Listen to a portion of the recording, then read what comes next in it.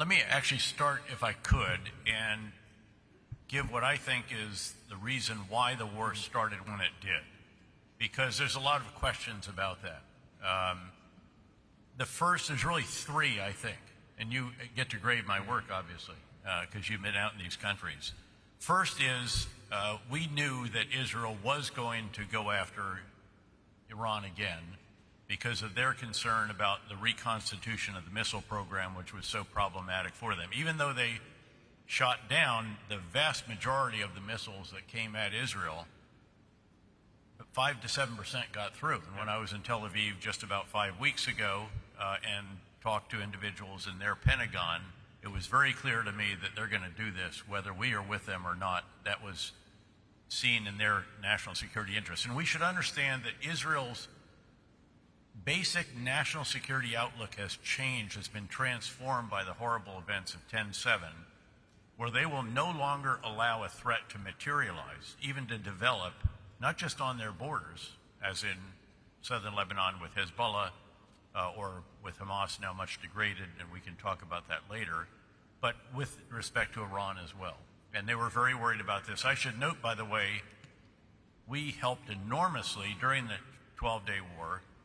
One of our terminal high-altitude area defense batteries alone, with American soldiers deployed on Israel soil, shot $1.2 or $1.3 billion worth of interceptors. And we'll talk a bit about missile math.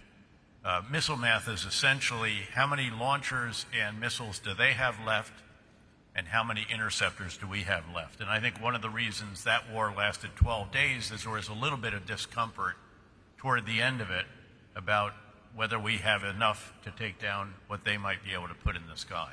So they were going to go after that, and that was very clear, I think, to anybody who was close to this issue.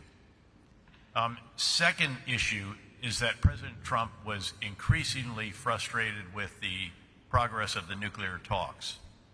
Notwithstanding the announcement by a third country foreign minister who was facilitating the talks that there was big progress, that was apparently not the case, certainly not in the perception of the policymakers and the president in the United States.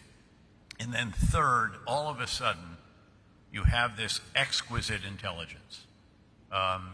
In the manhunt business, and I was in that when I was commander in Iraq or Afghanistan or Central Command, which is the commands responsible for all of this area, and CIA, frankly, when you have pattern of life that is perfect but is likely fleeting, that can lead you to, if you will, take the shot. And in this case, 40 leaders in 40 seconds to begin that war. Not just the supreme leader and a number of others. It wounded his son, by the way, as well, who now is the new supreme leader. By the way, the son's mother and wife killed. But also the Minister of Defense, the Chairman of the Joint Chiefs, the head of the Islamic Revolutionary Guards Corps, the Regime Protection Force, and many, many others very, very quickly early on. And so I think that's what led to the decision to do it at that moment.